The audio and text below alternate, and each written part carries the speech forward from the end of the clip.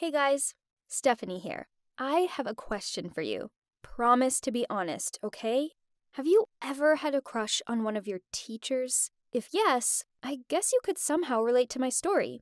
I'm going to tell you all about my super fine boyfriend, Joseph. I put so much effort into winning him over, but trust me, he was worth every second. So this all began last year when I was a sophomore at college, majoring in performing arts. When it came to boys my own age, talk about boring. I didn't pay much attention to them as they were so childish and honestly, they just annoyed me. If I had to choose between dating some immature jerk or staying single forever, there was no contest. One day, I was over at my bestie Susie's place. We've been friends since forever, and even though we now went to different colleges, we still met up loads. As we were eating Susie's delicious homemade burgers, we talked about college, outfits, boys, that kind of thing. That's when Susie told me all about the new professor at her college called Joseph. She described him as extremely handsome, tall, intelligent, sporty, and he owned a motorcycle. He sounded far too good to be true, so I convinced myself there must be a catch. Perhaps he had bad acne, or maybe he had a wife and 3 kids or something. He doesn't have acne, he's not married, and he looks like this. She held up her phone. On it was the image of a seriously hot guy. I grabbed the phone off her and scrolled through his social media pictures. Jeez, this guy was so fine. So what if I'd never met him? I knew I needed to make him mine. I needed a plan, so I begged Susie to help me out. She thought I was crazy, but hey, she'd been besties with me forever, so she knew I like to go all out on things. She snuck me into class with her. It was economics. Boring, but staring at Joseph was worth it, and his voice was so dreamy. I knew I couldn't just sit there. I needed to make Joseph notice me. After class, I walked over to him, swished back my hair, and in my cutest voice said, "Hey, great class, but there are a few points I'm struggling to understand. Perhaps you could help me out?" He looked a bit awkward, but he agreed. I blabbed out a few questions about the class, and he waffled out some answers which I didn't understand. I knew I'd have to do better than this to keep his attention, so I continued to sneak into the class. One time, I pretended to fall out of my chair and feigned blacking out. I even dabbed white powder under my eyes before class so I looked extra weary. My hope was that he'd rush over to me and carry me to the infirmary. But no, some stupid other guy had taken that chance from him. Worse still, this doofus was so clumsy that as he was carrying me through the doorway, he knocked my arm against the door frame. Ouch! I bit down on my lip and kept my eyes closed. Jeez, why had my amazing plan turned into a disaster? Ugh. I opened my eyes just in time to witness the nurse coming at me with a huge needle. I screamed out, jumped off the bed, and told her I was feeling much better now. Despite my failed plan in pretending to be sick, I immediately came up with another one. One day, I punctured my own bike tire, then pretended to sadly walk my bike to the parking lot and asked Joseph to give me a lift. He shook his head, said he was too busy, then whizzed off on his motorcycle. I stood there speechless. Worse still, I had to walk my bike all the way home. Another time, I waited until it was just him and me left in class. Then, on my way past him, I dropped my books. Then I said, "Oh no! How clumsy of me," as I bent down to pick them up.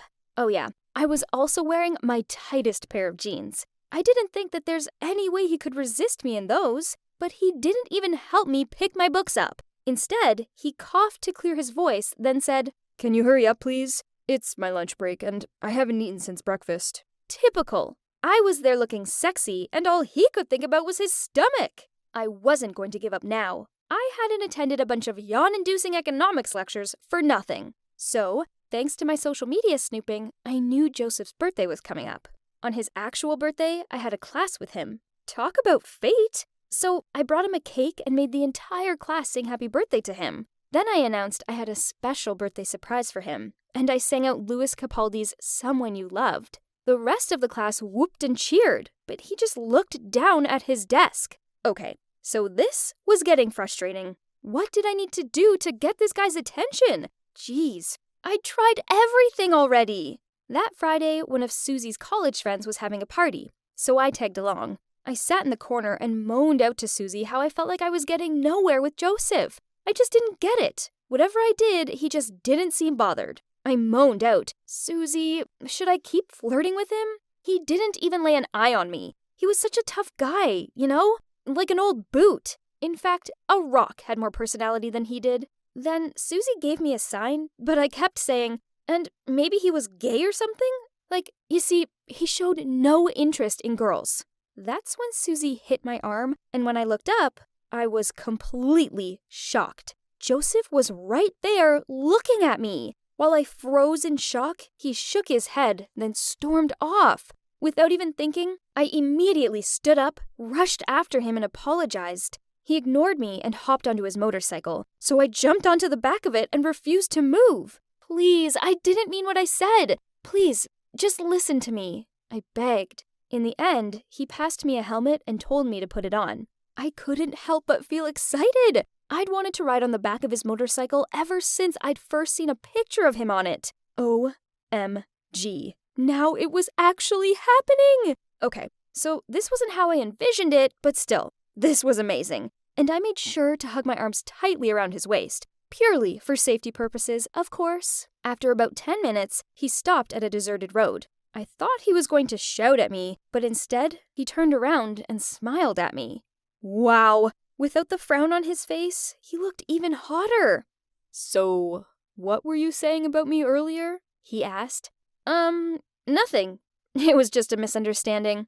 "That's funny, because it sounded like you thought I had no personality, and, what was it? Oh, yes, you think I'm gay." I'm sorry.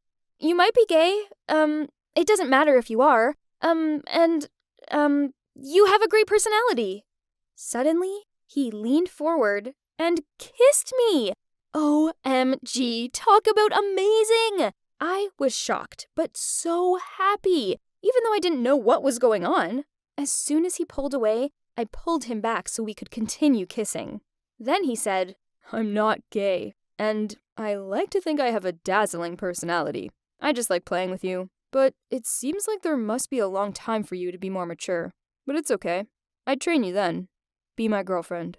Turns out, he'd noticed me too, but he wanted to see what happened first. Also, he thought I needed to grow up a bit, as my stunts, although amusing, were a bit on the childish side. But he also found the amount of effort I went to get his attention flattering. He told me how he'd only shown up at that party as he'd overheard me talking about it at college, and he wanted to come just because of me. I don't go to his classes anymore, which gives me far more time to concentrate on my actual classes. But we are now an official couple, and I couldn't be happier. So this is the story of how I ended up with the hottest boyfriend known to mankind. My advice to you is to be bold in the pursuit of love. As if you just sit around waiting for it to drop on your doorstep, well, you'll be waiting forever. Go get him, tiger! That's what I did, and it totally worked for me. So there's no reason why it can't work for you, too. Hi, my name is Mia, and I lived the first 14 years of my life trapped in a lie. I never left the house, and by that, I mean never. I grew up believing that I was allergic to the sun, and if I stayed out in it too long, I'd turn to dust. Dumb, I know, but I was just a kid, and I had no reason not to believe what my mom told me. On the rare occasions, I went out into the backyard, and my skin turned all blotchy and puffy. Looking back on it now, it's clear Mom had given me something to bring my skin out in a rash, but at the time, I honestly believed the sun was out to get me. I remember peering behind the curtain and watching the kids play out in the street. They looked like they were having so much fun, and I felt so sad that I couldn't join them. Mom charged into my room, quickly closed the curtain, and then she grabbed my shoulders and shouted at me, "Mia, never do that again. The sun can come in through the curtains and turn you to a crisp. Is that what you want?" I remember sobbing as I shook my head. I never did peer out at the other kids again after that. I could still hear them playing, so I would close my eyes and imagine that I was out there with them, playing chase and learning how to ride a bike. I so wanted that to be my reality. The problem was I didn't have that life. Instead, I was stuck inside with no friends. I'd never even touched the grass before. Mom homeschooled me. She took this really seriously and got really mad when I didn't understand something. One time, I gave the wrong answer to a math equation, so she screamed at me, "You're such an idiot! I've had enough of you!" Then she locked me in my room without dinner. Crazy, huh? But back then, I was so scared that from then, I didn't dare to ask her anything. It's always just Mom and me, and no one else in my house. She said my dad had died when I was a baby. Again, I had no reason not to believe her. I never had a phone to talk to anyone, and who did I have to talk to? Still, I remember being fascinated by this strange object she often pressed to her ear. Whenever she was on the phone, I believed she was talking to herself. Mom would lock me in the house while she went out. Then when she returned, she'd just throw me something to eat. A sandwich, a packet of potato chips, and sometimes she changed the meal to bread. She never really cooked. I'm not even sure if she knew how to. My house was a simple old house. There's not many things in it. No TV, no sofa, a basic kitchen. I mean, it looks like an abandoned house, but I thought it was normal because I'd not seen any other houses. My room was small, cold, and dark. I only had a hard mattress and some itchy old pillows. I didn't even have a bed cover. I used to shiver myself to sleep each night and dream of being out there playing with the other kids. Then, things got worse when I turned 10. Mom stormed into my room, gave me some food and a pile of books, and told me that I had to stay in my room from now on, so she knew I was safe. I put up with 4 years of this. It was horrible. She chucked my meals at me and gave me new books once a week. I felt so hungry and lonely all the time. Then one day, when evening arrived and she still hadn't fed me, my hunger pains got the better of me. So I tried the door, and to my surprise, it wasn't locked. So I snuck downstairs. That's when I saw Mom pacing the room, her phone in hand. She said, "Yes, I know, Toby. Well, she's finally of age, so when are you coming to get her?" Then she said, "Tomorrow at 10 a.m. I will be counting the money." I didn't know what was going on, but I knew something wasn't right. Then I heard Mom say, "Well, I suppose I better go and feed her then." I quickly darted upstairs and lay on my mattress. Mom appeared and passed me a sandwich and some water. She sat down next to me, which was odd, as she hardly ever did this. And she smiled at me as she said, "We need to get you cleaned up, and I've bought you a new dress to wear." "Why, Mom?" I asked her. Her smile faded into a scowl, and she kicked my mattress. "Why do you always have to be so insolent?" I didn't want to upset her further, so I didn't ask her anything else. Then the next day, Mom made me put the new dress on and let me out of my room. Then there was a knock at the door, and Mom brought this strange man in. I'd never interacted with anyone other than Mom before, so I just sat there, feeling afraid. He was around my mom's age and tall, really tall, and he had unkind eyes. He passed my mom an envelope, and she opened it and took out a lot of bits of paper. I know now that this was money, but back then, I didn't fully understand what it was. Mom counted it out, then nodded at him and said, "She's all yours." "Right. You're coming with me, sweetie." He walked towards me. What? I stared at him, open-mouthed. "Mia, you're going to live with this man now." Mom said it like it was no big deal. "That's what happens when you turn 14. You have to leave." "But Mom, why? I don't know him. I won't go." Then she slapped me and shouted out loud, "Go with him. I'm done with you." That's when I realized that I couldn't live with this woman anymore. I ran out of the front door. Surely turning to dust was better than living with any of them. Only, as the sun touched my skin, it didn't burn. That's when I knew Mom had been lying to me all this time. So I started running without knowing where I was going. I could hear Mom and that Toby guy chasing and shouting after me, but I just kept on running. Every little sound freaked me out, as I didn't understand this world and the people in it. The next thing I remember is some woman shaking me and saying, "Sweetie, are you okay?" I was so afraid at first and curled up into a ball, but then she told me she wasn't going to hurt me, she just wanted to help me. She had kind eyes, not like Mom or that man. So I told her what had happened. She looked completely shocked, but she rang the police. So, it turns out that when I was a baby, I was stolen. My mom isn't really my mom at all. She was some messed up woman who took me out of my pushchair and made some awful deal with that Toby man that he could buy me off her when I was 14. She didn't know my real parents. She just saw a chance to grab me, and she took it. It's horrible to think that she robbed me of a normal life, but I try not to dwell on this thought too much. I can't change the past.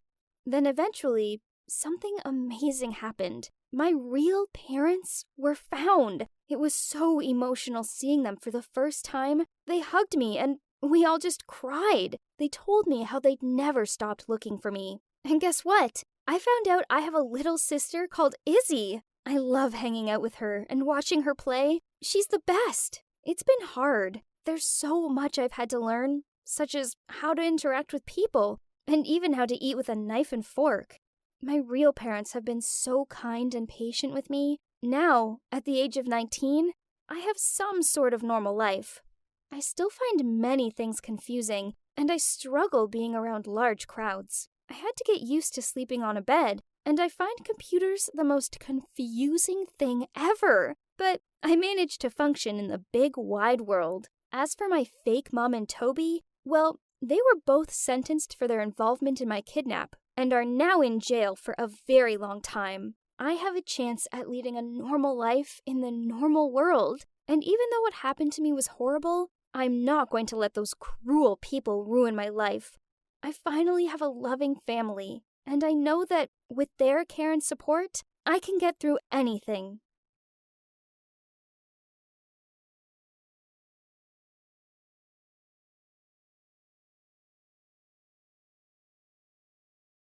"All we can do now is pray," the doctor said as he left the room. I looked at Ethan lying on the hospital bed, surrounded by medical equipment, and felt my heart sink. Then Elliot came over to me and said, "Charles, I think you should maybe go home and rest. There's nothing you can do right now." Yeah, Elliot was right. Now I had to be stronger than ever, and in fact, if it wasn't for her, I probably wouldn't have made it through this crazy time. Although Elliot was a newbie in our department, we'd become close very quickly, and I was so grateful for her. I smiled at Elliot and offered to drive her home. And then I went to see my mate Cooper. He'd just got back from living abroad. We'd been friends for years. We first met at a gay pride party. He was bisexual and I was gay. At least, I had been. But now, I wasn't so sure. You see, I realized that every time I was with Elliot, my heart was beating faster than usual. Could it be that? I got so lost in my thoughts, I didn't even see Cooper opening the door. He looked at me and said, "Dude, what's wrong with you? You look like you've seen a ghost." I told him I was in deep trouble and really needed his advice.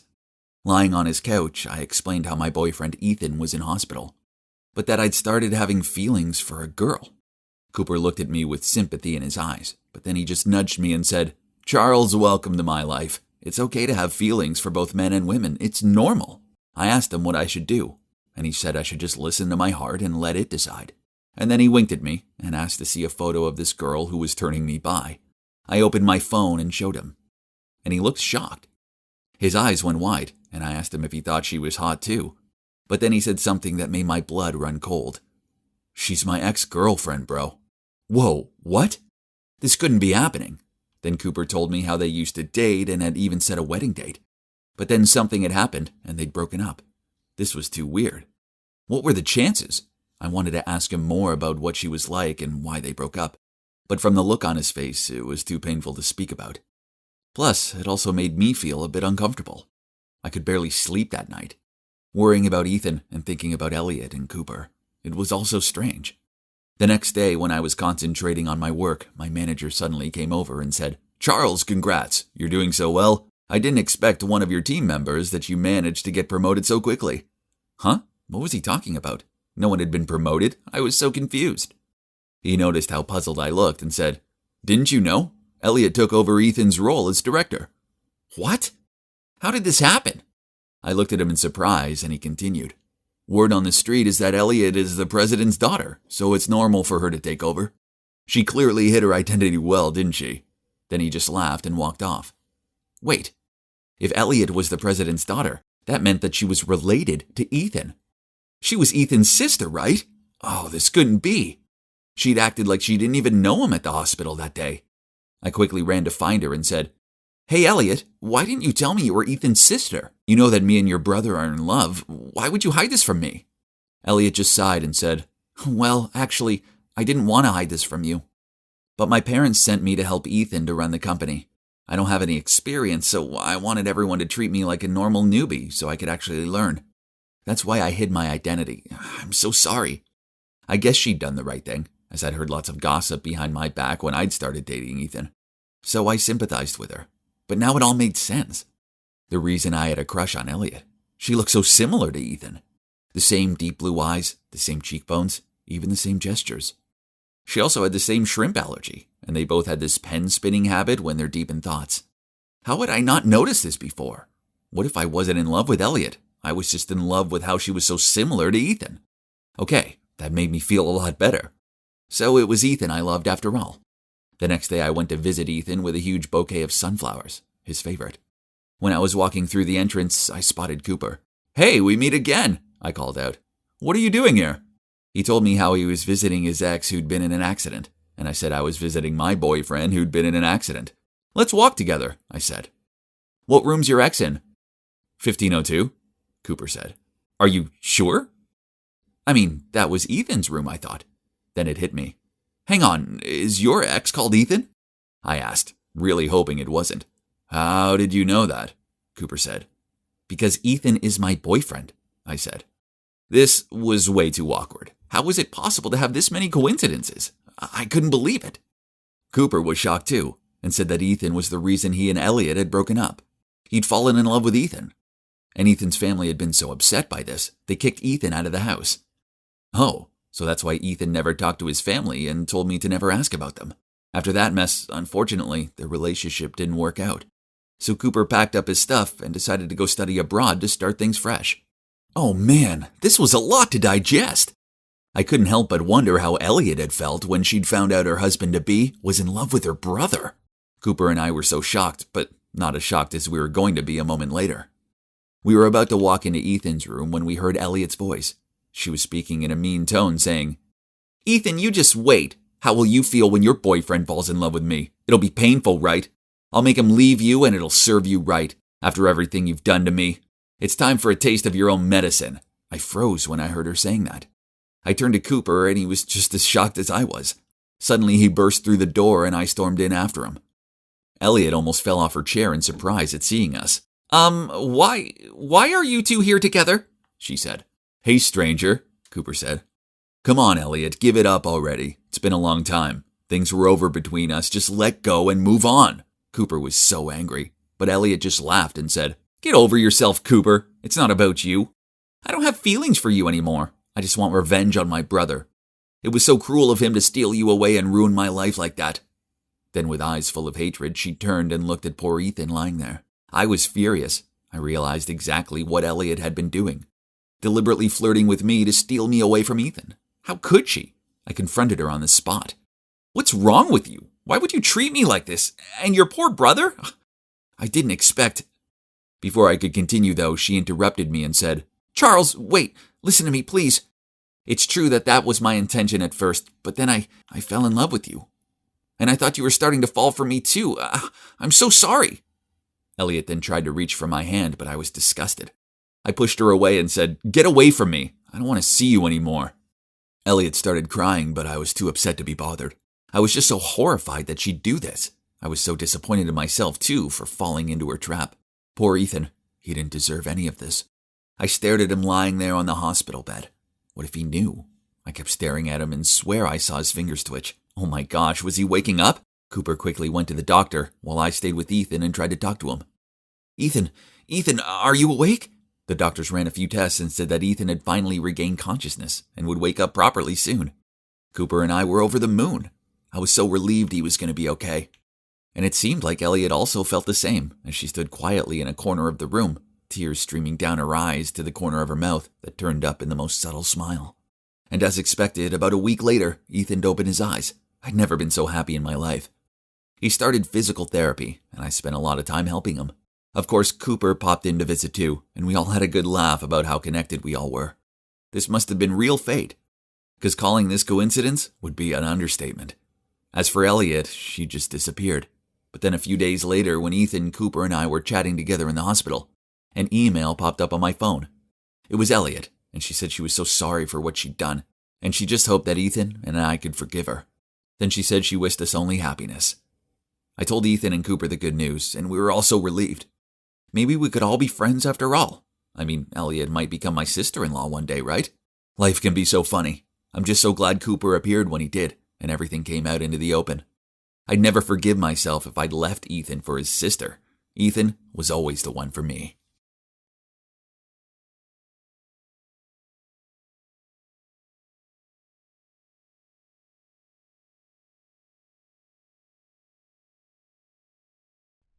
It was March 31st. A normal day, right? Well, yeah, but not tomorrow. Nope.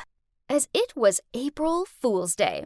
A prankster like me waits all year for that one day when I can play jokes on people without them getting in a mood with me.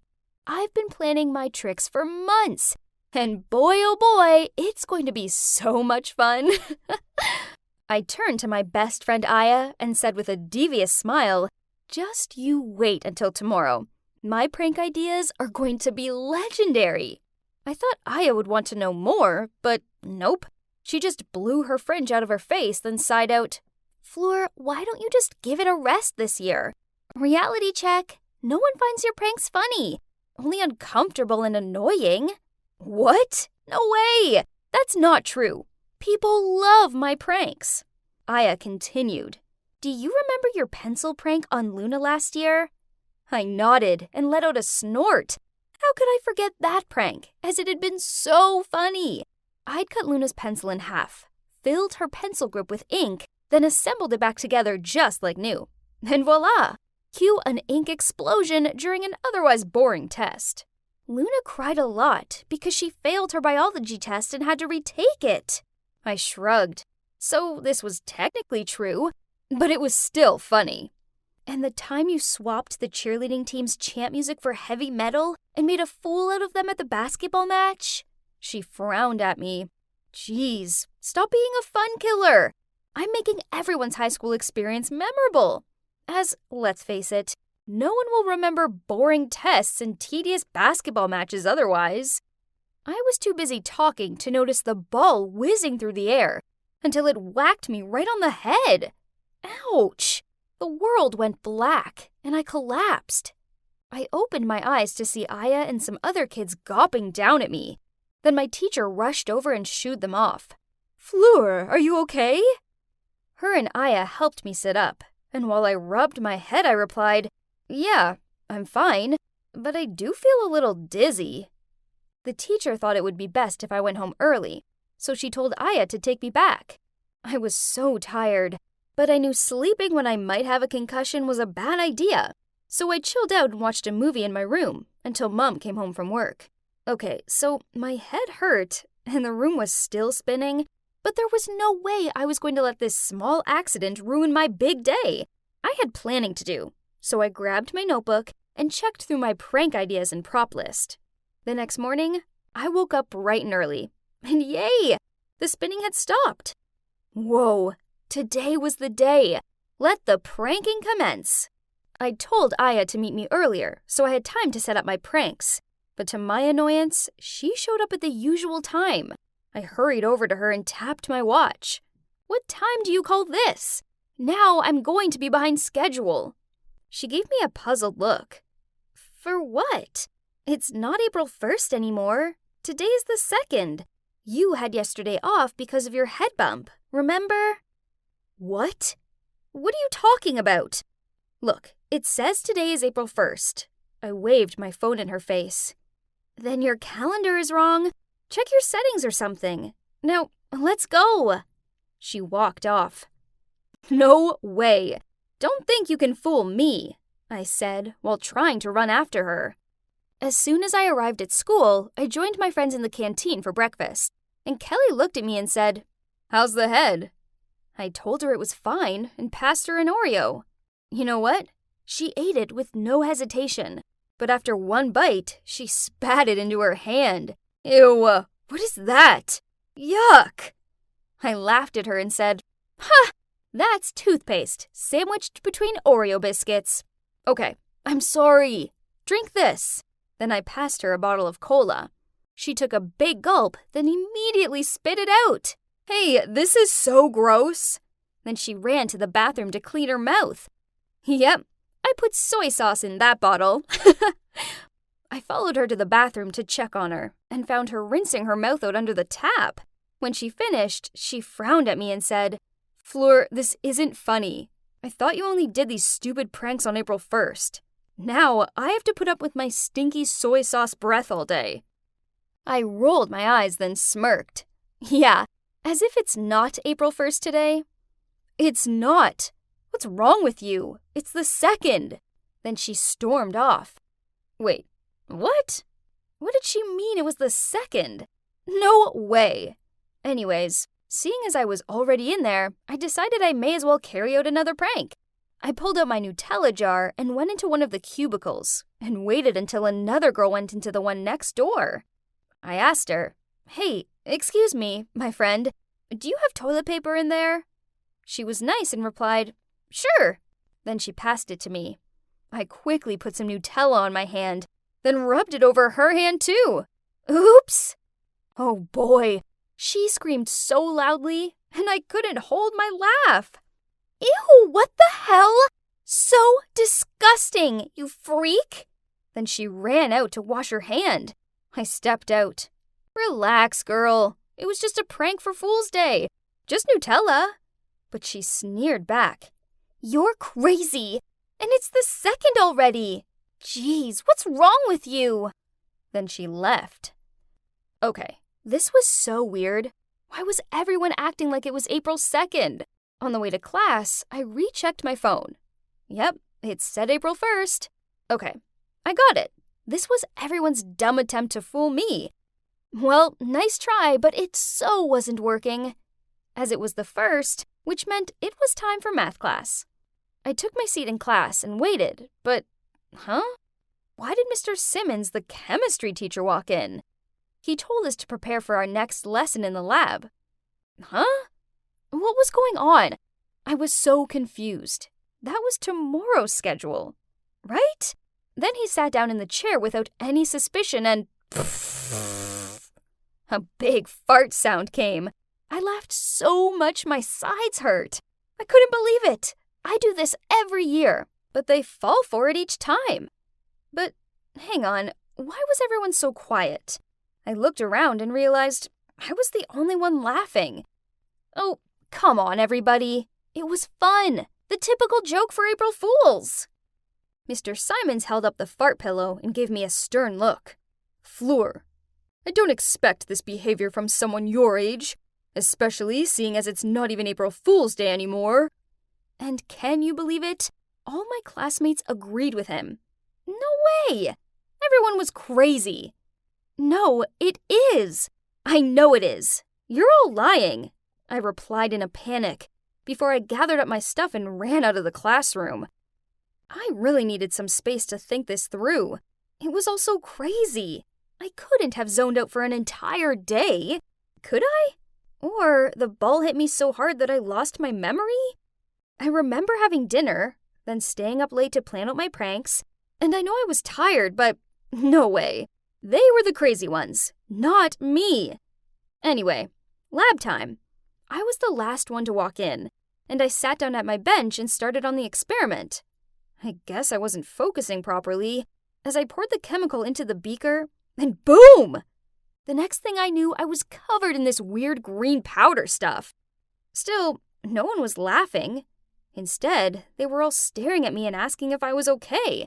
Then Mr. Simons asked them all, "Why is this chemical bottle here? What a mistake!" Embarrassed, I ran to the bathroom to clean my face. Jeez, I looked like the Grinch. It was super tricky to scrub off. Ugh, I hoped I wouldn't be stuck with this color forever. But was it someone's prank on me? But if that's the case, then why did no one laugh? I sure would have laughed at me if I was them. Finally, the green powder started to come off, and then I went back to class. On top of my backpack was a folded-up note with my name on it. I opened it. "Hi, Fleur. There's something important I want to tell you. Meet me in the hall after class. Devin, X." My heart instantly fluttered. I'd had a crush on Devin for, forever. But, oh, I got this. This had to be a prank.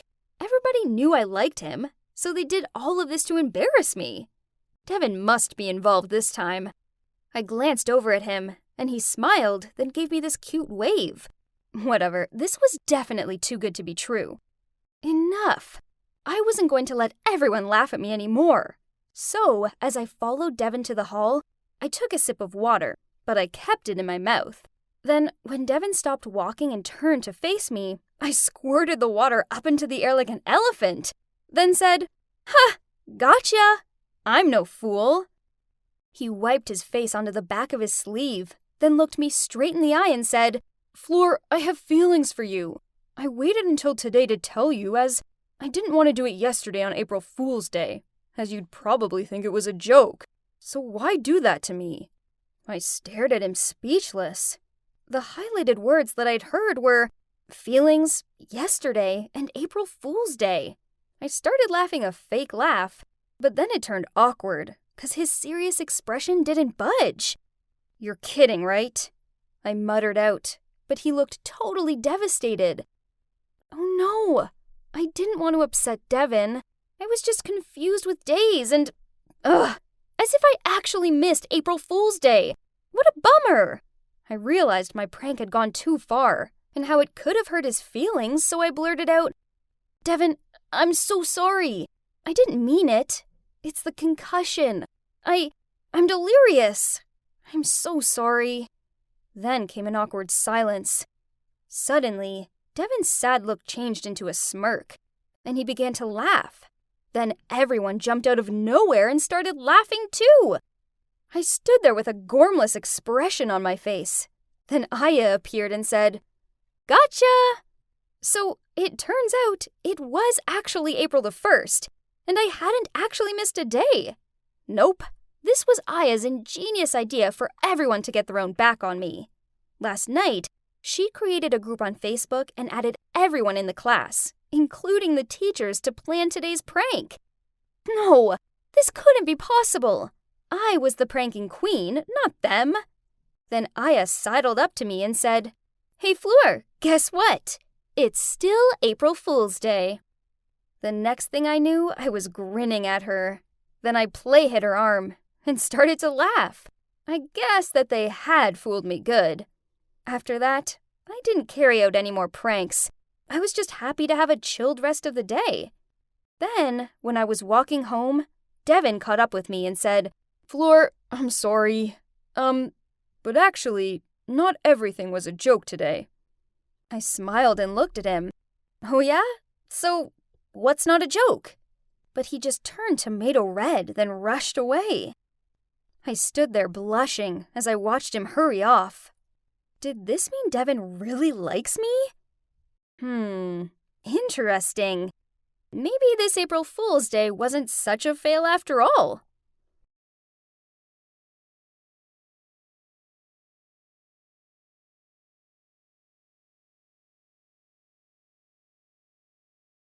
Hi, that's me, Maxine, hiding behind some bushes and spying on a girl. Don't get me wrong, I don't have a crush on her, nor am I a total psychopath. I'm just doing a favor for my mate Damon. But if I'd known how crazy this was all going to get, I'd never have agreed to help him. It all started when Damon fell in love with this girl, Sophie. She had this mysterious charm that made him want to talk to her right away. And he did. She didn't even glance at him. She just walked away. Ouch.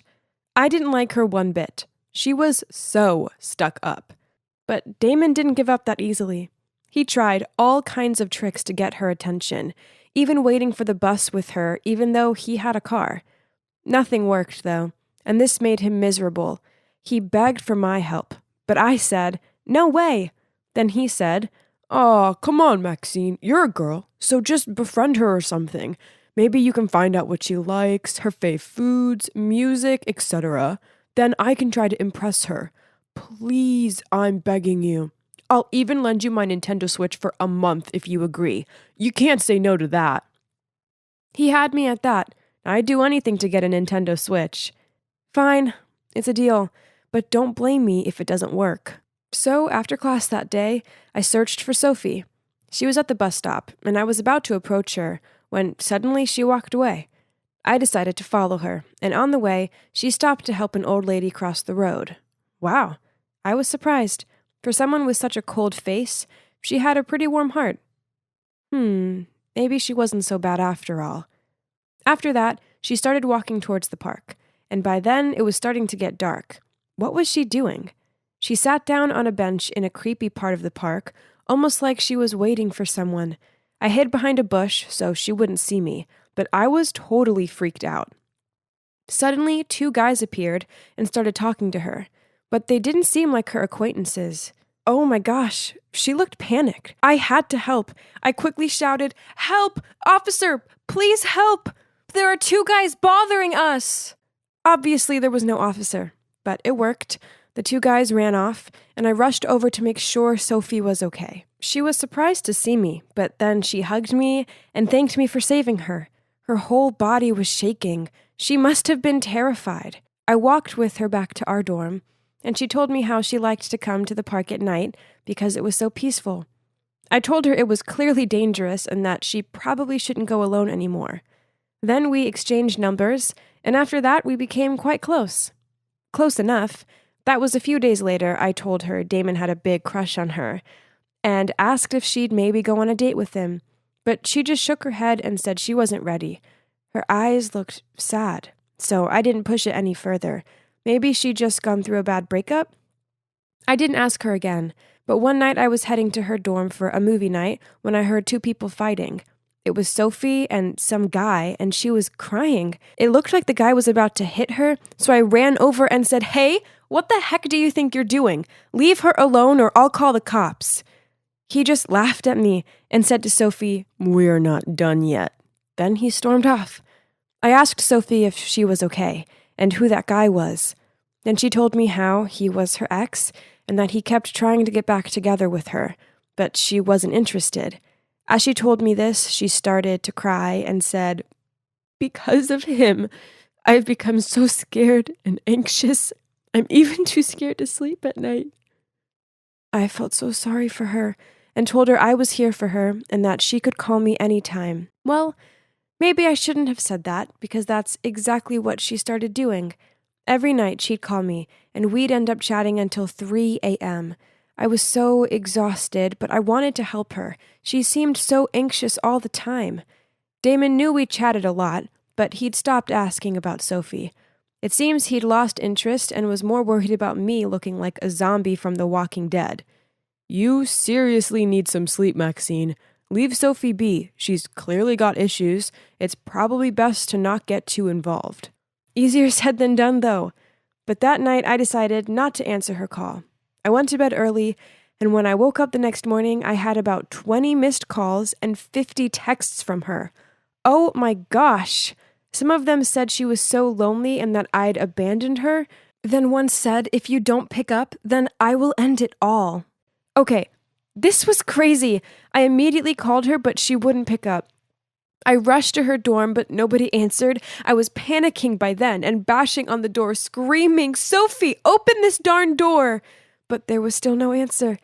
I was terrified she'd done something bad, so I asked some students to help me bash down the door, and that's when she opened the door.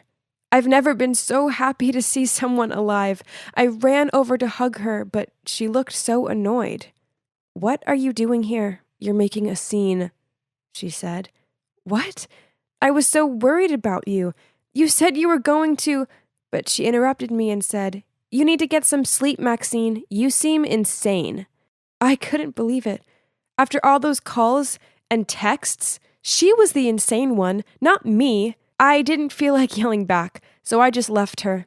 I needed some space. She tried to apologize to me over the next few days, but I didn't want to be around her. She even texted me saying if I wouldn't be her friend anymore, then life wasn't worth living. I was so tired of her threats, so I just ignored them. And then things got worse. A few days later, Damon and I were studying together when Sophie called me and said she was in the hospital. She told me that she had a brain tumor and they'd just done a biopsy to see if it was malignant or benign. I couldn't believe it. She asked me if I could pick her up, and I said, of course. This was so scary. I told Damon, and he just said, I think she's making it up, Maxine.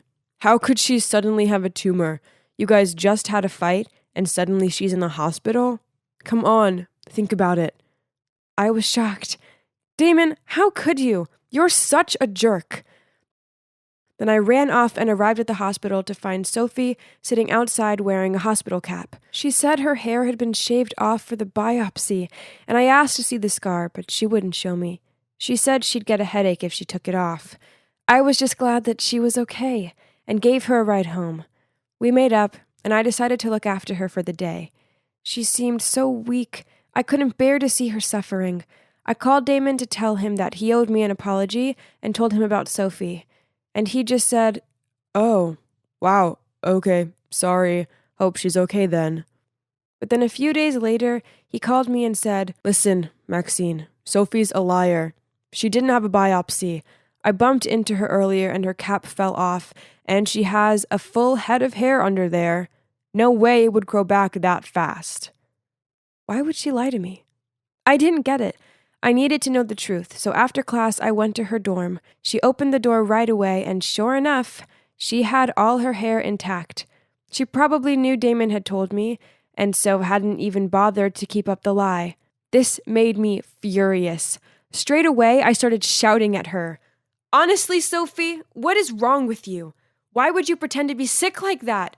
Friends don't do that. Sophie grabbed my hand and said, Maxine, I'm sorry. I was desperate. I only did it because I missed you and wanted you to care about me again. I took it too far, though. Please forgive me. Are you crazy? I screamed. I was worried sick about you. Are you sure there's not something wrong with you? Sophie started grinning in a weird way and said, The only thing wrong with me is that I'm in love with you, Maxine. She wouldn't let go of my hand, and I just stared in shock. What did you say? You heard me. I love you. Then she started to manically laugh and said, I've loved you since the day we first met. I knew you were following me, so I pretended to be in danger so you'd come rescue me. Even my ex-boyfriend was fake. He was just one of my friends pretending. Can't you see? I'm willing to do just about anything to get your attention. If that's not love, then what is?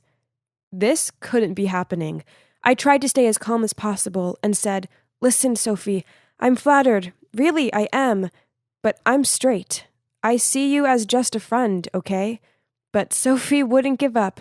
She grabbed my hands again and said, How do you know that? You didn't even try to love me yet. Just give me a chance, and I'll show you what true love looks like. I tried to let go of her hands, but it was impossible. Sophie grabbed my hands tighter and tighter that it even began to hurt. She looked me in the eyes, and oh my God, it's like I couldn't recognize her anymore. She looked like a crazy person, like a psychopath. Then she began to speak in a really creepy tone. You can't get away from me. You're mine now. I was so scared. I needed to get out of here, so I pushed her really hard that she fell on the ground, and I ran like a mad woman out of there until I was back in my dorm. Then I called the police, but by the time they reached her dorm, she was gone. I told them what happened and showed them a photo of her, and you won't believe it. Apparently, I wasn't the only girl Sophie had attacked. There were other girls, too. After that night, I was terrified. Everywhere I went, it felt like someone was watching me. Then one evening, after my shift at work, I was walking through the park back to my dorm when I heard someone up ahead. I knew right away it was Sophie, but she wasn't alone. She was with some guys. They spotted me and started heading towards me, but I ran as fast as I could, and luckily the police were just outside the park and went in and arrested them. Sounds like a coincidence, right? Well, it wasn't. Sophie's not the only one who can fool people. I knew Sophie was stalking me, so I told the police, and together we created this plan to catch her, and voila, it worked. Sophie, if you're watching this, I wish you all the best, but let's not meet ever again. That's enough stalking for one lifetime. Ew, there's a fly in my drink! That's so gross! I'm not paying for this! The kid shoved the cup of lemonade in my hand, then ran away. I just saw you drop it in, and it's not even a real fly! Hey, stop! I shouted after him, but it was too late. He'd gone, and now so had the rest of my customers. Dang it! That was the third time this week, and I knew exactly who was behind this. Michael! I glared over the fence, then charged towards his lemonade stand. Seeing his fake grin, I got even more furious that I poured the cup of lemonade over his sneakers, snatched a dollar bill out of his hand, and then walked off. You see, I'm Amy, and I'm the kind of girl who knows what she wants and gets what she wants. And what I want is for Mike to admit defeat and stop messing with my business. Ugh! I've been on this mission for the past 10 years. I kid you not, it's a literal war between us. It's not fun and games at all, especially now that we have our parents involved in this. You see, my parents and his parents are best friends. In fact, they're so close that I'm pretty sure back in the day, our moms planned their pregnancies together. So me and Mike were born only a week apart. And of course, I was born before him. So there's that. I've won right from the first round. In your face, Mikey! But even worse than the joint birthday parties, shared vacations, and being classmates with him for over a dozen years, I have to live next door to him too. Yep, our parents deliberately moved in next door as they thought raising us together would be fun. They dreamed of us being the best of friends like them. Ugh, no chance. Instead, our disliking for each other began at an early age. Whenever Mike came over, he would throw my Barbie dolls across the room, cut the hair off of them, or wrap my dollhouse in toilet paper. So I retaliated by turning his room into a Lego minefield. Ha! And then I drew flowers on his stupid face while he was napping. Our parents put this down to the cute little things kids did, but nothing about this was cute. This meant war. Our feud heated up once we started to go to school. Everything was a contest between us, from grades, school activities, and even just for the window seat on the school bus. Once, before the summer holidays started, our teachers suggested that over the break, we could have fun helping out our parents with some useful activities, like making homemade goods and selling them in our front yard. Upon hearing that, I caught Mike's challenging look and knew that this meant one thing. Okay then, game on. On the first day, I got up early to set up my lemonade stand out in my front yard. But then I looked to my left, and guess what I saw in dear Mikey's yard? Yep, a lemonade stand. Ugh! Why did he have to be such a copycat? We both seemed to attract lots of customers, but I don't know if it was just me, but it seemed like he was selling more than me. So, over the summer, I used my profits to upgrade my lemonade stand little by little, with eye-catching decorations, promotions, and I even added lemon snow cones to my menu. Finally, my queue seemed notably longer than Mike's. The snow cones were doing the trick. But then, a loud speaker sounded out from next door. Come and try my new iced tea! Handmade using my secret recipe! Try it today at an introductory half-price offer! To my utter dismay, most of the people in my queue left and went over to Mike's stand. Ugh, the sneak. Then worse, he started blasting out catchy tunes to catch people's attention. That summer ended, but it had kick-started the entrepreneur dreams in our little hearts. So throughout the next summer breaks, we continued to grow our businesses. I expanded my stand to sell a selection of drinks, snacks, and fast foods, with delivery service too. Once, with my friend's help, we even included a car washing service. Another time, we opened a little creche in our garden so busy parents could drop their kids off for a couple of hours, and also grab a drink to go while they were there. Sounds good, right? But you know what? whatever I sold, whatever I did. A couple of days later, Mike went and did the exact same thing. And then he had the cheek to accuse me of copying his ideas. Ugh, he was so annoying. Anyway, now at 17, what started out as a fun hobby expanded so much that I opened a mini diner in my garage. At first, it just made sense, as it meant I had customers regardless of the weather. Plus, there were also a few tables outside, and not to brag, but the seats were rarely empty. But then, of course, you guessed it, Mike went and turned his garage into a mini diner too. Ooh! Our diners became well-known hotspots in our neighborhood, and they proved so popular that our parents continued to run them all year round. I was mad that whatever I did, Mike went and did it too. Then, to bug me further, he sent his friends around on a Saturday, and they just sat there taking up all of the seats, while only ordering Cokes. So, I sent my friend Cynthia around to his diner, and she pretended to have food poisoning after eating their food. Then she proceeded to fake gag and ran to the restroom back and forth until the customers all freaked out and left. But then he started to spread negative feedback about our place on the internet, and I did the same in return. Ugh, there's no ending to this fight ever! But I will never back down. I knew Mike had a huge crush on this Stacy girl in his science class, and one time after school, I saw him leading her into his house, probably to bore her senseless, bragging about his lousy business again. So I quickly put on makeup and changed into a cute dress. It's showtime, baby. I went over to Mike's house right on time to see him serve Stacy some of his restaurant's signature dishes. I put on an act and jumped on him.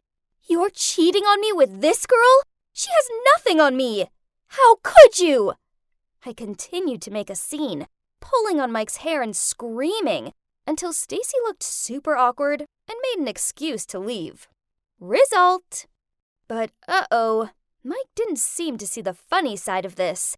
I'd actually never seen him look this mad before. His ears went bright red, then he shouted at me. Amy, competition or not, have I ever interfered in your private life? You've crossed the line this time. He knocked over the drink he'd made for Stacy, then sneered as he walked away. Seeing as you let yourself in, you can let yourself out.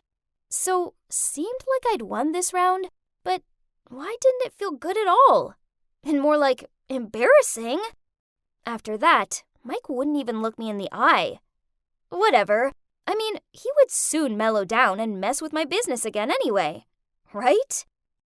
Then one day after school, I arrived home to find my parents sitting with some strange, professional-looking man. They called me over to join them. Then the man told me how he wanted to open a well-known fast food franchise in the neighborhood. Upon seeing me looking not really interested in what he was saying, he snidely remarked, Come on, you get what I mean. It'd be ridiculous to have 3 fast food restaurants all in the same place, right? And let's face it, yours is just some fun little kiddie's hobby, which will never go anywhere. Take this. He held out an envelope. And go focus on your grades. Just leave business to the adults. Furious, I snatched the envelope off of him. Yep, it was full of dollar bills. How dare he try and bribe me? What a jerk. So I threw it back at him, then stormed off. Think about it, Amy, the man shouted after me. Don't go making a decision you'll come to regret. The next day, when I arrived home from school, the man was sitting in my diner eating my awesome pancakes. Ugh, why couldn't he get the hint? I stormed over and told him to leave. He grinned at me, then said, these are good. You know, I think there's room for both of our businesses. All you have to do is take some items off your menu. He gestured to the pancakes. And spread some rumors about Mike's Diner's hygiene not being up to scratch to close it down, and I'll let you keep your diner. Seeing my confused look, he added another push. I'm only telling you this because I know you're a smart girl. Smarter than that boy. So, choose wisely. Well, that's true. I am smarter than Mike, but this was crazy. I spent all evening considering it. I mean, there's no way I could compete against a big-name franchise, but this way I stood some sort of a chance, right? But as annoying as Mike was, could I really do this to him? At 2 a.m., I sat up in bed, still so torn about this all. I rushed next door and threw a stone at Mike's window. The light in his room turned on right away.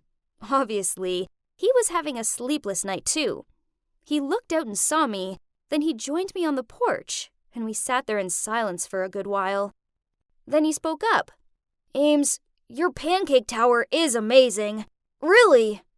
Sighing, I replied, "Honestly, I drool just thinking about your double-deck burger. But if we don't take those dishes off our menus, I think that man will find a way to close us down." He shook his head.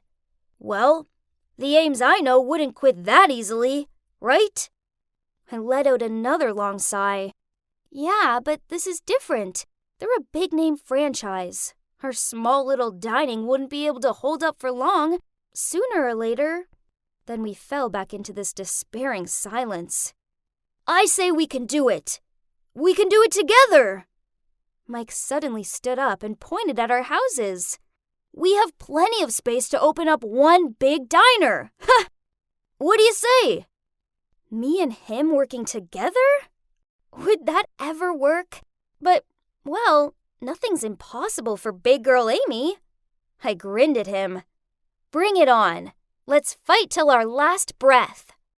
So, the very next day, we joined forces and started preparing for the opening of the joint diner. Naturally, our parents were, of course, thrilled with the idea. They happily broke down the fences and even built a joint corridor to connect our houses together.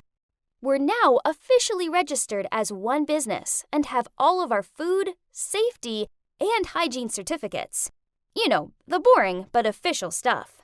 As for the franchise man, it turns out people in town are loyal to us. So when the story of his dirty tricks spread out, everyone said they'd boycott his restaurant if he ever opened it. So we never heard from him again. Huh, that's karma for you. And what happened next? Well, Mike and I are still running our business together, and it's going pretty well so far. It's a real family affair, with everyone helping out. Actually, it turns out running our own business together is far more fun than competing against each other. Maybe Mike isn't as bad as I always made him out to be, and sometimes I still claim myself to be his girlfriend when I catch a girl lurking around him. I guess he should learn to get used to having only one girl in his life. And thinking about it, I suppose that's always been me.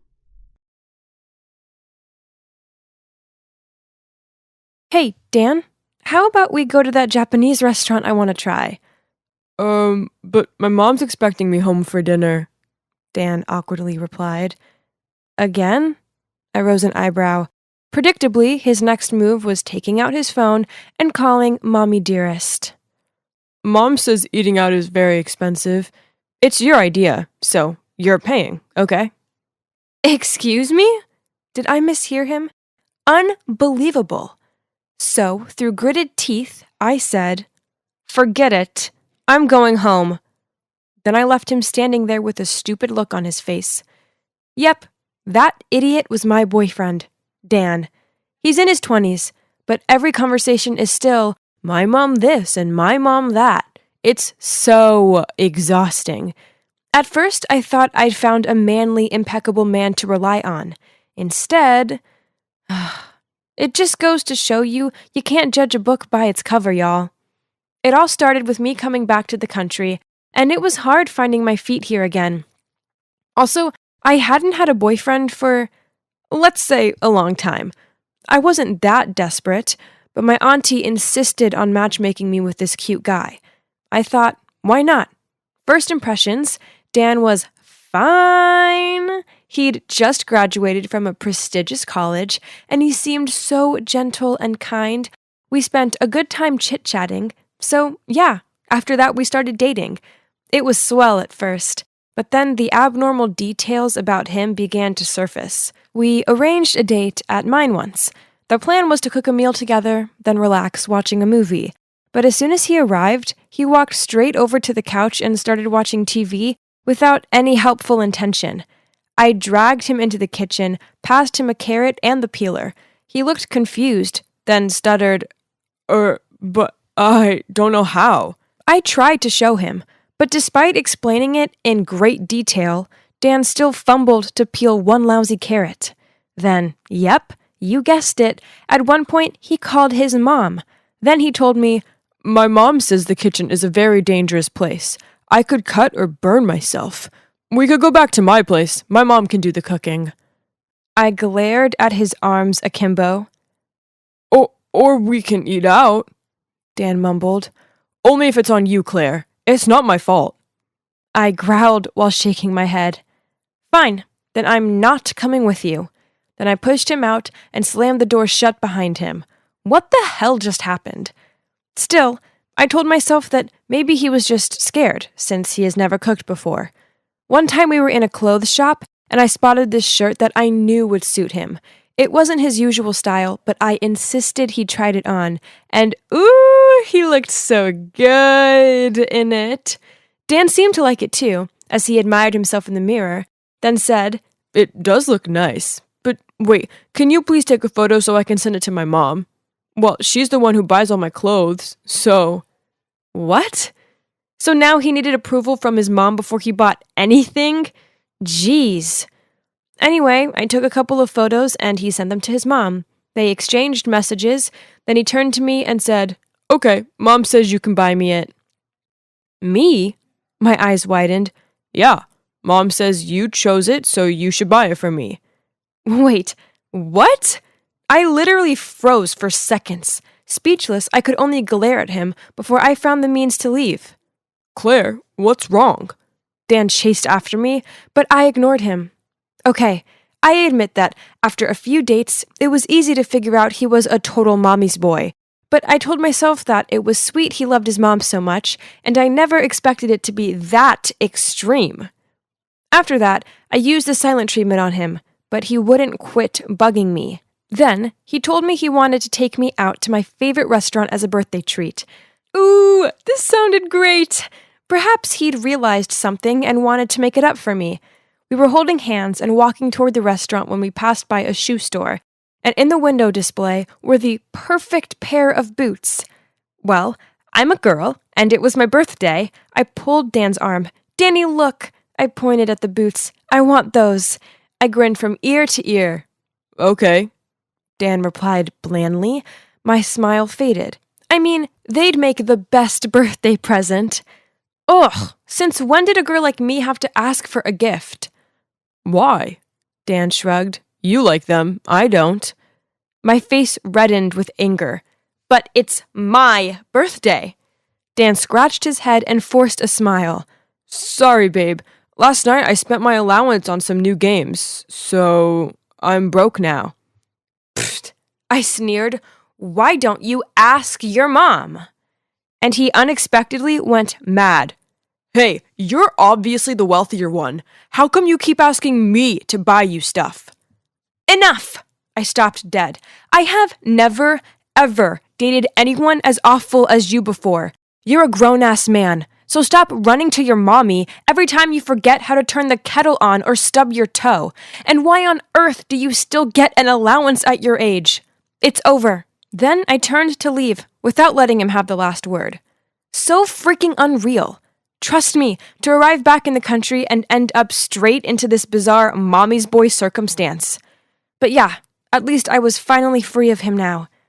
It's been a few weeks since then, but just the thought of Dan still made me so mad. Ugh, I needed to get out of here and live a little. So I called my close friend Philip and arranged to meet him and some of my trusted guy friends at a bar. "Cheer up, little girl," he teased. "I know what will put a smile on your face. Our gaming group found this hilarious player. All we have to do is throw a few compliments his way, and he buys us all new items. Then, whenever we go out partying after a victory, this noob also pays for it all. What an ego." I mocked, "Congrats, bros. Wish my ex-date was also that generous." Then I rolled my eyes. He never spent a cent. Well, at least not without asking his mom for permission first. Philip laughed with a surprise. Hey, this noob's the same. He brags that despite being broke, his mom came up with the idea of matching him with rich girls so he can be covered. Hold up, that didn't sound right. I had a real bad feeling about this. Then Philip pointed across the bar and said, "Oh, speak of the devil," and patted my back. A chill ran down my spine as I took a deep inhale of breath and turned to see it was Dan. And oh, he had a new girlfriend already. I quickly made up some excuse and bailed before they saw me. That night, I couldn't stop thinking about Dan's new girlfriend. Whatever Dan and his mom were doing was no less than scamming. So I arranged to meet up with Philip at a diner, and I confided in him about my history with Dan and how I was concerned about his new girlfriend. Philip offered to help and said he would try and find out more information. A few days later, he reported back with his findings. Turns out, Dan and his mom had learned the Claire lesson, so this time with his new girlfriend, Lizzie, they were playing it differently. Dan, as his mom had ordered, took some sensitive photos of Lizzie, and now every time she refused to pay for something, he threatened to post them online. OMG! This made me feel so sick. This poor girl was trapped and were sucked dry of all her money. This was extortion, and I was going to put a stop to it. It didn't take long for me to find Lizzie online. I then dropped her a message saying I wanted to help, and we arranged to meet up in person. After hearing me say that I knew the truth, Lizzie burst into tears. I can't let those pictures get out, so I have to keep on being his girlfriend and pay for everything. She rubbed the tears off her cheeks. I had to borrow money, and now the interest means I'm in thousands of dollars worth of debt, and I still have no guts to speak out. Let's put an end to this. I slammed my fist on the table. Be brave, Lizzie. I've got your back. The day after Philip and I went with Lizzie to tell her parents, it was bad. Her mom started blubbering and tried to cover her face while her dad went furious. No one does this to my little girl and gets away with it. Philip replied, Too right. The bad guys are going down. We spent the rest of the day gathering evidence, including all of the threatening messages Dan had sent her and the receipts she'd kept from the extortionate purchases he'd forced her to make for him. That was when Lizzie received a message from Dan. There's this expensive restaurant I want to go to. Babe, take me there tonight or else. Love you, X. Lizzie replied that she agreed. Then, knowing Dan was out, we went around to his house. We confronted Dan's mom as soon as she let us inside. She was frightened and eventually confessed that she didn't have a job and it was Dan's dad who provided for them. As a result, she spoiled Dan so badly that it annoyed his dad, so he left. Then she sadly blurted out, He didn't say a word to me. He just left Dan a note that said, Take care of yourself and your mom. I knew Dan would be miserable without his luxuries, so I told him to find a rich girlfriend to spoil him, and this time, she looked from me to Lizzie to make sure she would be too trapped to ever leave. There was a knock at the door. She looked at us awkwardly before she went to answer it. We followed her, and that was when we saw 2 cops arresting her. She bursted into tears as they took her away. I guess she thought she was a devoted mother who was doing right by her son, when, in truth, she went about it in totally the wrong way. She ended up going to jail, and her house was sold to pay off Lizzie's debts. As for Mommy's boy Dan, as an accomplice, he ended up doing community restitution. Hey, this would probably do him some good, as he'd finally learn what a day's hard work actually felt like. Huh. Thankfully, Lizzie gradually got over this traumatizing event and was ready to start dating again. With Philip. About me, well, I'm still single, but I don't feel lonely anymore, as I have awesome friends. Besides, this way I have no guys bumming money off me.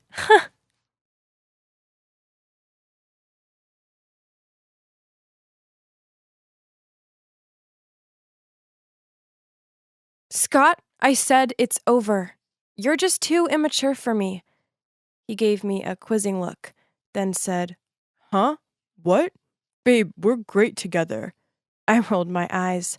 I just figured I don't need to be with someone with such a childish mentality. I need someone mature and... Whatever, Linda. Find me when you change your mind, he grunted. Then he put his earphones in and walked off. Well, at 15, I needed a guy with a certain maturity, not some loser who still found fart jokes funny. Please. My friends, Patty and Louise, agreed with me. I'm far too popular, pretty, and confident to date just anyone. Anyway, as luck should happen, I was walking along the school corridor when I saw this lost-looking but amazingly handsome guy. Flicking out my hair, I approached him with my friendliest voice. "Hey, are you okay?" Flustered, he replied, "Yes, which way is it to the principal's office?" "I'm going that way anyway, so I'll show you." This was a blatant lie, as my class was in the other direction, but he didn't know that. Later that day, I walked into physics class with Lewis and stopped dead. Standing at the front of the class was that handsome guy. It turns out he was the substitute teacher, and written on the board behind him was the name Mr. Halton. "My first name is Colin, by the way," he smiled. I whispered to Lewis, "Seems like science class has heated up." Then I walked over to my seat. There's no way I could concentrate on the density of materials, not with the hottest teacher ever sharing the same airspace as me. I needed to find a way to get to know him and show him that I wasn't like the other girls my age. Instead, I was far more mature and self-assured than them. So, at the end of class, I walked over and asked him if he'd go over a few things with me. He gladly agreed, so I got to sit down next to him and daydreamed in the scent of his musky cologne. Physics class became my favorite. With my head in my hands, I watched him address the class. He saw me looking at him a few times, but he always quickly looked away. It's okay. I got it. He was just trying to look professional. Then, one time he asked the question, "According to Einstein, is light a partial or a wave?" I stuck my hand in the air and grinned. He looked a little flustered. "Linda?" I puckered my lips and looked straight at him. "That shirt color really suits you, sir. It brings out your eyes." Some of the other kids in class laughed, and he awkwardly fiddled with his collar. So cute! Then he coughed and said, "Linda, do you know the answer?" "Oh, what was the question again?" I stared dreamily at him. Honestly, I couldn't remember anything afterwards but his charmingly severe look. Then one afternoon, Colin asked me to stay behind after class. Result, he must have fallen for this Linda's irresistible charms. Didn't he? I shyly stood before him, and in a serious tone he said, "Linda, is everything okay with you? You seem off lately." "No, sorry, it's awful."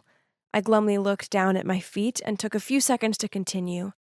"My family is so poor, and my home life is just horrible. I only have nice things because my friends lend me stuff." His gaze softened.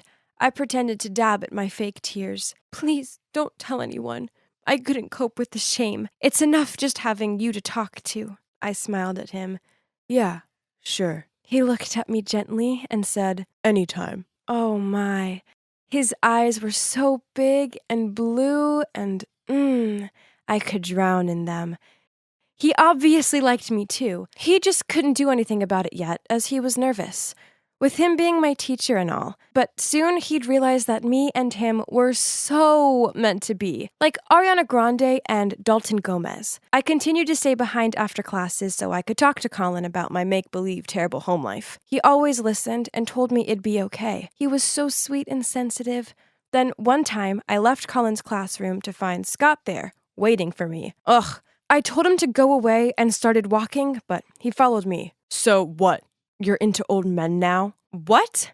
I glared at him. "Yeah, I'm not stupid. I know you like Mr. Halton. You need to snap out of that dreamland and see he's on a different level to you." Angered by this, I looked him square in the eye and snidely replied, "No, Scott, you're the one on a different level to me. About 50 levels down, to be precise." I gave the thumbs down sign. He looked wounded as he turned his back to me and started walking off. He had it coming. I walked outside to see Scott lingering around, talking to Patty and Lewis. They didn't see me, so I overheard Scott say, "She can't see how tragic she's being." "You know her. She's so stubborn. Of course, Mr. Halton doesn't like her in that way." Ahem. I faked a cough, and they all turned to look at me. I put my hand on my hip and stared them down. Look, I'm sorry, Linda. We're just worried about you. Yeah, this fantasy of yours will hurt you. Ugh, what did they know? I rolled my eyes. For your information, Colin and I are really dating. In fact, he's taking me out tonight, so I can't hang out. I walked off the other way, knowing full well that the looks on their face would be priceless. I know Colin wasn't actually my boyfriend, yet, but I knew it would happen soon. It was written in the stars. The next day, as I walked into school, I noticed some of the other kids whispering to each other and pointing at me. Okay, weird. Maybe it was my new dress or something. I bought it because it was an exact colored match to Colin's eyes. But things got weirder in physics class, because as soon as Colin walked in, everybody started giggling. Colin looked confused and said, "Okay, what's so funny?" Then this girl, Sally, shyly muttered out, "Sir, we heard you have a new girlfriend." He raised an eyebrow. Yes, that's correct. How do you know? He gave a nervous laugh. Actually, this shirt is a gift from her. I felt the entire class's eyes turn to me. Well, except for Colin's. I tried to keep my cool, but inside I was fuming. How dare some other woman steal my man and force him to wear that hideous shirt? I knew I needed to keep up the lie, so after class I walked over to Lewis and Patty and said, "How cute does Colin look in that shirt?" They both frowned at me. Then Patty replied, "So you really are dating him?" "Yep," I gave a nod. "Right." She gave a skeptical look. They all needed to realize that Colin and I were the real deal. So I bought a box of candy and cut out a heart-shaped tag saying, "Love you, honey," with my candy floss scented gel pen. I did feel kinda nervous as I walked over to him, but our love was meant to be. "Hi, Linda. Can I help you?" "I got you this." I placed the gift down on his desk. He read the note and his face fell. Then, in a firm voice, he said, "Look, Linda, this is wrong." "No," I shook my head. "I know you like me." "Linda, please, you're my student. You're just a child." "No, we're meant to be together." "You love me." "I know you do." "I don't," he said sternly. "Now please leave." He rejected me? This had to be down to his new girlfriend. She was obviously poisoning his mind, as there was no way he couldn't like me. I wasn't leaving the room until he admitted he loved me too. So, crying, I sat down on the floor and folded my arms. Right at that moment, Patty and Louise rushed into the room and helped me up. Then they stared daggers at Colin as they led me out into the corridor. Turned out they'd followed me and observed through the window. How embarrassing. Thinking quick, I blubbered out, "He's such a jerk. I devoted all of myself to him, but he's bored of me now, so he dumped me." Just like that. My friends comforted me as they told me he wouldn't get away with it. There's no way I could face Colin again just yet. So, I feigned being sick and stayed home. Only when I returned to school, he wasn't there. Then, the principal called me to their office. I walked in to see both my parents sitting there with devastated looks on their faces. Oh no. What was going on? "Sweetie, we're sorry for not protecting you more." Mom looked over at me with glassy eyes. Then the principal said, "Mr. Hulton has been fired, and the police are investigating him. Rest assured, nothing like this will happen again." Huh? Colin had been fired? Why? Then the reality hit me. It was because they thought he'd been having a relationship with me. I muttered out, "No, you've got it all wrong. Nothing happened." "Linda, I know this is difficult, but he's a bad man." It didn't matter what I said. They remained convinced that I was so manipulated by Colin that I'd say anything to clear his name. Straight after the meeting, I found Patty and Louise, and they confessed that they hated seeing me so upset, so they'd told the principal about me and Colin. I took a deep breath, then I blurted out, "But I made it up! All of it!" Of course, they were super angry with me for lying, but after bearing their tantrums for some 30 minutes, they agreed to help me clear his name. So, they went to the cop station with me, and we told them everything. It worked, as Colin had his name cleared, but unsurprisingly, he never came back to teach at my school. The three of us were suspended from school, and my parents grounded me for a month. Patty and Louise are still my friends, but I can see they don't trust me anymore. Anytime I tell them anything, they give each other these, "yeah, right" looks. I feel so guilty for everything I did. It was never meant to go that far, But I now realize that my childish behavior almost cost a good man his future. I wish I could apologize to Colin in person, but I know I'll never get a chance to. Please be careful with your words, as they could ruin someone's career, life, everything. If, like me, you adore your teacher, then please just respect them, be nice, and let them be.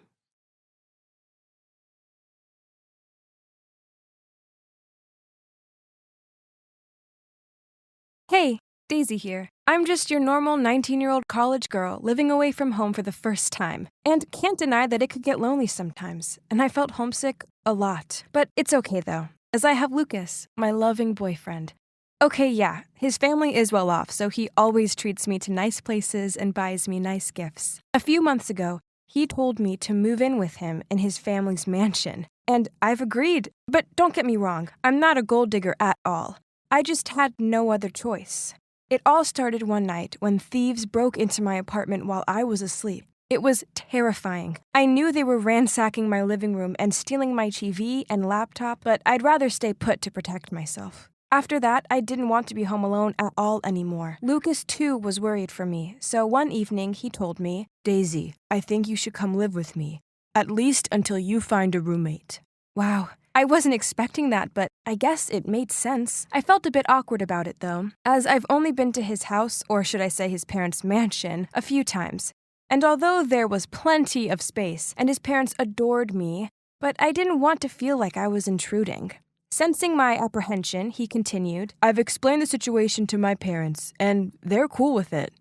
I smiled at him and replied, "Well, okay then, but it will just be temporary." Before I moved in with Lucas and his family, I felt very anxious.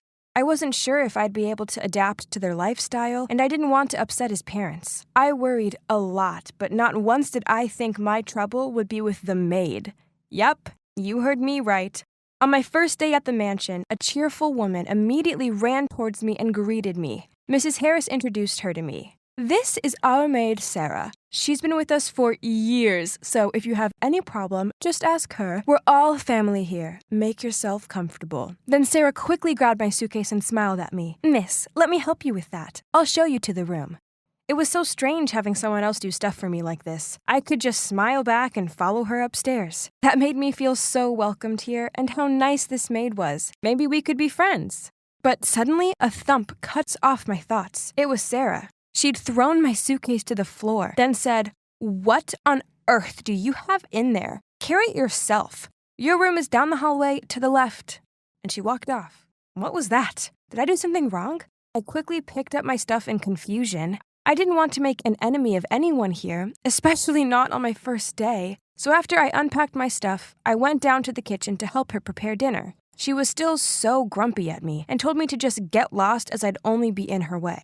I remained persistent as I really wanted to resolve whatever her misunderstandings about me were. Eventually, she gave in and said, "Fine, you want to help? Go dice up all of those onions." "Yes, sure, but all of these?" I asked her while staring at a basket full of onions. "Are you going to help me or not?" she said sharply. I replied, Okay, don't worry, I'll do it."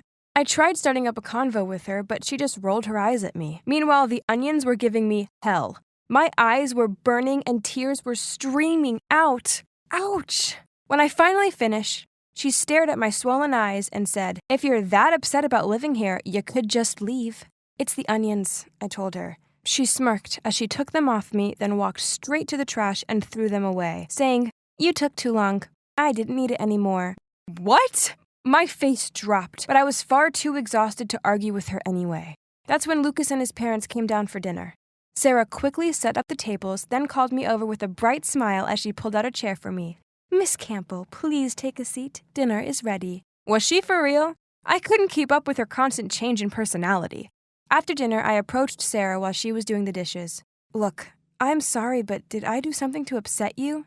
"Yes, you sure did. You waltz around like you own the place, but you're nothing more than a parasite. And I won't let you worm your way into my home." Before I had time to process her words, she grabbed an expensive-looking marble plate and smirked at me as she dropped it onto the ground. Then, with a piece of broken plate, she quickly slit her hand and yelled out loud, "Miss, I'm so sorry for vexing you, but you shouldn't have broken this. It's Mr. Harris's favorite plate." Hearing the crashing sound, everyone quickly gathered in the kitchen and stared at me for answers. I immediately explained, "No, it's not like that." But Mrs. Harris said, "It's okay. Let's help Sarah first." Then she led her off to get the first aid kit. I grabbed Lucas's arm. "Babe, I really didn't do that." He reassured me with a smile. "Daisy, don't worry about it." "You don't understand. Sarah did it on purpose and blamed me." He laughed as if he'd just heard something ridiculous, then said, "No way. I bet it was just some sort of misunderstanding. Sarah is really nice. Don't worry, you two will get close in no time. Now let me clean up this mess. You go and relax." I felt frustrated and fed up, but I reluctantly went back to my room. This girl was definitely onto me. But for what reason? Over the following weeks, her vendetta against me continued. She washed my white clothes with colored ones, then intentionally threw away my stuff and made out she mistook it for trash while cleaning my room. She put extra hot chili flakes in my food, then rushed over with a glass of water when I started to choke, and so on. Worse still, Lucas and his parents wouldn't hear a bad word said against her. They were completely oblivious to how crazy she was. I didn't understand why she hated me so much. Was she jealous of me or something? All right then. If she wanted to play with me, then game on. So I decided to spy on her to catch her red-handed and show everyone her true self. My chance to expose her finally arrived. I was passing her room and I saw her holding a watch. I recognized it. It was Mr. Harris's. She looked shifty as she placed it into her drawer and hid it underneath some of her clothes. Aha! Got her. I quickly ran to the garden to find Mrs. Harris and managed to persuade her to come with me to Sarah's room. Sarah stood by looking all innocent as Mrs. Harris checked her drawer. But the watch wasn't there, and instead we found it still intact on the vanity in the master bedroom. Huh? At that moment, Sarah suddenly bawled out, "Ma'am, I would never steal from you. You know that. I've gone out of my way to please Miss Campbell here, but she's intent on making my life a misery." Oh my God. Those crocodile tears. Did she have no shame?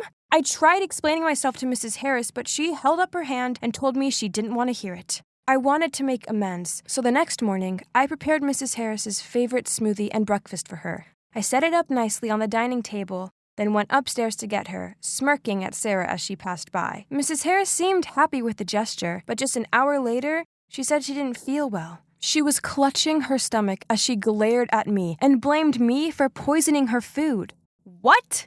How frustrating! And Lucas wasn't even home for me to talk to. So I went to the kitchen to check the expiration date of everything I'd used. But I swear it was all fresh. I even went through the trash to check the used milk carton. That's when I saw some sesame seeds in there. That's odd, as I knew Mrs. Harris was allergic to them, so we never had them in the house. It had to be Sarah. She must have poisoned the breakfast with them when I was out of the room. Later that day, Mrs. Harris was feeling better, so I went to see her and told her that I was leaving, on one condition. Then I persuaded her to come into my room and hide in my closet. By this point, I think she was willing to do anything just to get me out of her house. Then I called Sarah over to help me pack up my stuff. She stepped into my room with a cocky smile and knocked over the box of my stuff, then said, "I was always going to win." I replied, "Fine, you win. But before I leave, I want to ask you something. You put sesame seeds in the breakfast I made for Mrs. Harris, didn't you?" Sarah looked around to check no one else was about before she grinned at me and said, "Yes, it was me, all me. While you were sucking up to Mrs. Harris, I ground some up and mixed them into the disgusting smoothie you made. Oh, I also pretended to steal the watch because I knew you were spying on me. Geez, you made it so easy." "But why?" I asked. "But why?" She imitated my voice. "Because this is my family. I've lived here for years. You can't just show up all pretty and carefree and expect to have everything and push me out of my own home. I never wanted to push you out. All I wanted was to be your friend." As if. This is my gold mine, not yours. Sooner or later, all of this will be mine, and God knows I deserve it. I've put up with this annoying family and a poor salary for years. Mr. Harris always dreamed of having a daughter, but no. He's stuck with that dumb son of his. It's only a matter of time until he realizes I can be the daughter he longed for. Or, now that you won't be around, it'll be easy for me to trap Lucas by having his baby. Either way, the winner is always me. Suddenly, the wardrobe doors burst open and out emerged Mrs. Harris looking furious. She pulled Sarah's hair and dragged her out of the room. Wow, who knew the mild-mannered Mrs. Harris could be so kick-ass? I guess everyone has a hidden side. Anyway, this proved my innocence, and Sarah was kicked out right on the spot. Then Mrs. Harris apologized to me and insisted that I should keep staying with them. I thanked her for the offer, but politely declined. As I felt ready to leave and move in with my friend, I was just relieved that she'd learned the truth and that Sarah had gone once and for all. So, Lucas and I are still together and are very happy. Yes, it was annoying he didn't believe me at first, but he's such a sweet and trusting guy that he'd never expect someone could be capable of such horrible things. But hey, that's just one of the many reasons why I love him. As for his parents, well, I still visit them sometimes. I even cook for them now and then, but thankfully, there have been no more sesame seed incidents, and there's no more crazy maid to contend with. Phew!